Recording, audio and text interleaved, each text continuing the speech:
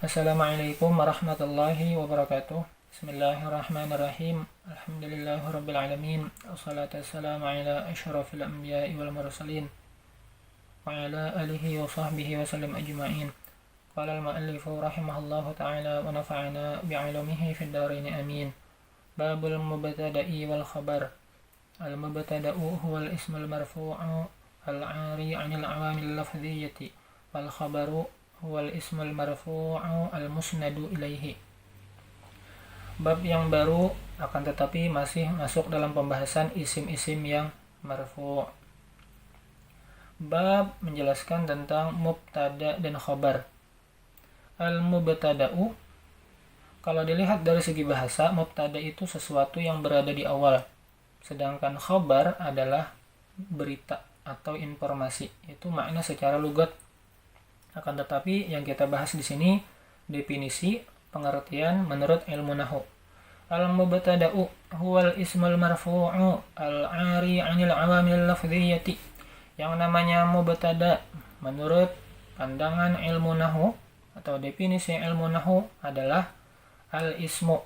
Dia isim, bukan fi'il, bukan huruf. Al-marfu'u, i'rabnya rafa'. Al-'ari 'anil 'awamil lafdhiyyati, sunyi, sepi daripada amil-amil lafzi. Nanti akan ada pembahasannya di bawah tentang amil-amil lafzi. Wal khabaru huwal ismul marfu'u al-musnadu ilaihi. Sedangkan khabar definisinya adalah al-ismu, dia isim. Al-marfu'u, i'rabnya rafa'.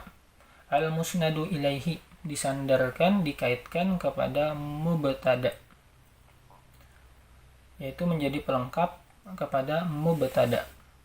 Seandainya tidak ada khabar, maka tidak sempurna kalam, tidak sempurna jumlah.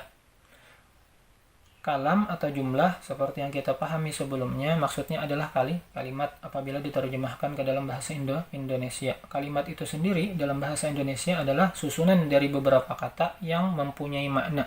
Contohnya Zaid makan nasi. Zaid kata, makan kata, nasi kata. Ketika dikumpulkan menjadi sebuah kalimat sehingga menghasilkan makna yang menunjukkan bahwa adanya perbuatan makan nasi yang dilakukan oleh Zaid. Baik, kita lihat tulisan yang berwarna merah. Mubtada. Mubtada, kalau kita ingin mengidentifikasi bahwa itu adalah mubtada, maka kita harus lihat definisi mubtada itu sendiri. Nah, definisinya sekaligus menjadi kriteria atau syarat untuk dikatakan bahwa kalimat itu statusnya atau menjadi mubtada. Yang pertama, ismun. Jadi yang namanya mubtada itu harus isim. Isim seperti yang keterangan yang sebelum-sebelumnya bisa diketahui melalui makna, yang mana maknanya apabila kata benda, nama orang, kata sifat, nama hewan, nama tumbuh-tumbuhan, itu bisa dimasukkan dalam kategori isim apabila melihat dari sisi maknanya. Bisa juga melihat dari segi tanda isim, yaitu diantaranya tanwin atau dimasuki alif lam. Bisa dimasuki alif lam. Yang kedua, marfu'. I'rabnya rafa'. Tanda i'rab rafa' ada 4. Harakat dhammah, huruf waw, huruf alif, huruf nun. Yang ketiga, 'anil 'awamil lafdhiyyati, 'ari ya, al-'ari 'anil 'awamil lafdhiyyati, sunyi daripada amil-amil lafzi. Baik, sekarang kita lihat. Ternyata di situ amil itu juga terbagi menjadi dua. Amil terbagi menjadi dua apabila dilihat dari segi nampak atau tidaknya dalam suatu kalimat, dalam suatu kalam, dalam suatu jumlah. Ada amil lafzi, ada amil ma'nawi. Ada amil secara lafaz, ada amil secara makna. Amil secara lafaz itu dalam kalimat atau dalam kalam, dalam jumlah, dia terlihat ada teks kalimatnya. Dia diucapkan dan dia ditulis. Kalau amil maknawi itu dia tidak diucapkan dan dia tidak tidak ditulis. Oh iya, amil itu sendiri apa maksudnya? Amil itu sesuatu yang mempengaruhi kepada kalimat, sehingga kalimat tersebut menjadi i'rabnya rafa' kah, atau nasab kah, atau khopat kah, atau jazam. Jadi sesuatu yang mempengaruhi kepada kalimat tersebut dari segi harakatnya atau ahwalnya. Kita lihat amil lafzi itu apa saja. Di antaranya yaitu awamilun nasbi wal jazmi. Seperti yang telah kita pelajari sebelumnya, amil-amil nasab ada 10. Amil-amil jazam ada 18. Contoh selanjutnya atau amil-amil lafzi yang lainnya, yafrahu zaidun. Yafrahu menjadi amil kepada zaidun. Kenapa zaidun rafa'? Karena dia fa'il, yang mana fa'il di situ muncul karena ada kata kerja. Kalau tidak ada kata kerja, maka otomatis si fa'il tidak akan muncul. Siapa yang berbuat kalau tidak ada pekerjaannya?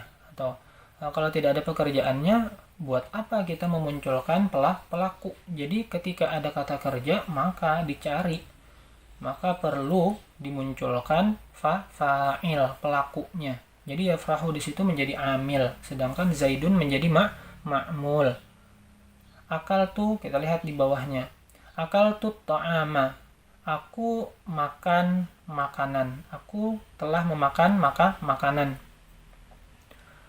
Akal tu di situ menjadi amil. At-ta'ama menjadi ma'mul. Menjadi ma'mul. Akal tu di situ aku makan, otomatis bagi orang yang diajak bicara, makan apa yang kamu makan, maka otomatis dimunculkan objeknya atau gara-gara amil akal tu muncullah objek atau maf'ul bih atau jadi maf'ul bih di situ muncul karena ada amil fa'il dari kalimat akal tu. Lalu muncullah si ma'mul di situ maf'ul bih. Apa yang dimakan oleh saya? Apa yang dimakan oleh kamu? Kan ketika dia ngomong aku telah makan makanan. Aku telah makan makanan. Apa yang kamu makan? Lawan bicara timbul pertanyaan, apa yang kamu makan? Aku memakan makanan. Jadi yang menjadi ma'mul adalah maf'ul bih. Sekarang kita lihat amil di situ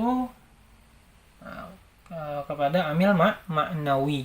Jadi amil di situ dilihat dari segi nampak atau tidaknya, dari segi penulisan atau pengucapan terbagi dua. Ada amil lafzi, ada amil ma'nawi. Amil ma'nawi itu apa? Amil ma'nawi itu adalah amil yang tidak nampak baik dari segi pengucapan dan penulisan.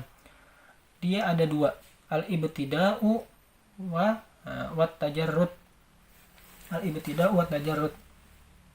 Al-ibtida' itu amil maknawi yang masuk kepada kalam jumlah ismiyah.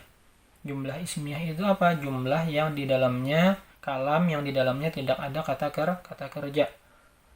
Sedangkan tajarrud, at-tajarrud di situ masuk kepada kalam jumlah fi'liyah. Jumlah fi'liyah itu apa?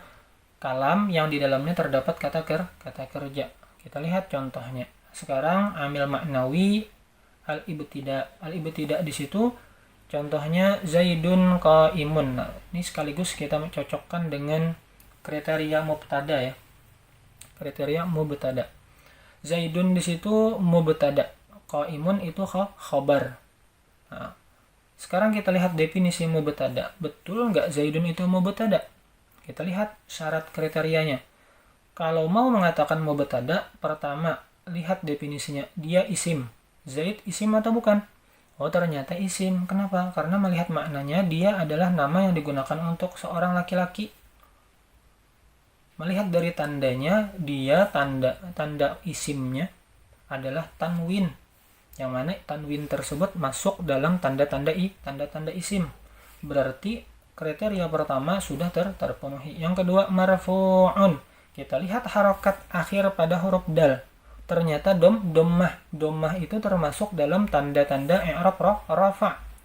Yang ketiga, ari anil awamil lafdhiyati, sunyi atau sepi daripada amil lafzi. Kita lihat ada nggak amil lafzi di situ? Amil nasab, amil jazam, kalimat fi'il, fa'il. Oh, tidak ada. Nah, terus dia kenapa rafa? Oh, ternyata rafanya disebabkan oleh amil ma'nawi, yaitu al-ibtida. Dia berada di awal kalam. Jadi yang namanya mubtada itu harus berada di awal kalam. Itu mubtada. Jadi 3 syarat terpenuhi. Bukan amil lafzi, akan tetapi amil ma'nawi. Qaimun khabar, itu contoh untuk yang amil ma'nawi al-ibtida. Sekarang amil ma'nawi yang tajarrud. At-tajarrud. Yadribu Zaidun. Yadribu. Kenapa harakatnya dhammah bukan ba, bukan bi? Bukan ba, bukan bi, karena dia tidak dimasuki oleh amil lafzi. Nah, akan tetapi dia dimasuki oleh amil ma'nawi. Amil ma'nawinya apa? Sepi atau sunyi daripada dimasuki amil nasab atau amil jazam. Tidak dimasuki amil jazam, tidak dimasuki amil nasab, itu namanya amil ma'nawi, yaitu at-tajarrud, sepi atau sunyi kalau dilihat dari segi makna lugatnya. Zaidun fa'il. Yadribu di situ kenapa harokatnya dhammah, i'rabnya rafa? Karena amilnya tajarrud, tidak dimasuki apa itu amil tajarrud, tidak dimasuki amil nasab, amil jazam. Nah, baik, itu tadi penjelasan tentang kriteria atau syarat untuk dikatakan mubtada. Sekarang khobar definisinya. Yang pertama atau kriterianya, definisi sekaligus kriteria ya.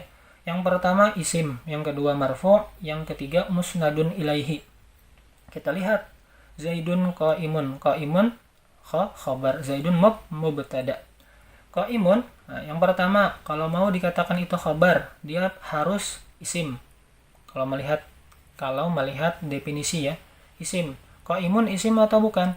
Qaimun itu kata sifat kalau melihat dari segi makna. Kalau melihat dari segi tanda-tanda isim, dia harokatnya tanwin, dhammatani. Nah, berarti dia sudah terpenuhi untuk kriteria yang pertama. Kriteria yang kedua, marfu'un, i'rabnya rafa. Kita lihat harakat akhir pada huruf mim, pada lafaz pada kalimat qaimun. Oh, ternyata harokatnya dhammatani. Dhammatani merupakan tanda-tanda isim, yaitu tanwin, Yang ketiga musnadun ilaihi, sebagai pelengkap kepada mubtada. Zaidun, Zaid. Orang masih bingung. Zaid, iya, kenapa Zaid? Qaimun, Zaid berdiri. Oh, kamu ingin memberitahu aku bahwa Zaid berdiri ya? Oh iya, jadi qaimun di situ sebagai pelengkap kalimat Zaid, sehingga ketika ada pelengkap maka dia menjadi kalam yang sempurna. Kalam yang sempurna dapat dipahami oleh lawan bicara. Kalau qaimunnya tidak ada, kalau kata pelengkapnya tidak ada, kalau khabarnya tidak ada, maka kalam tersebut masih belum bisa dipahami oleh lawan bicara. Baik, demikian wallahu a'lam bishawab. Wassalamualaikum warahmatullahi wabarakatuh.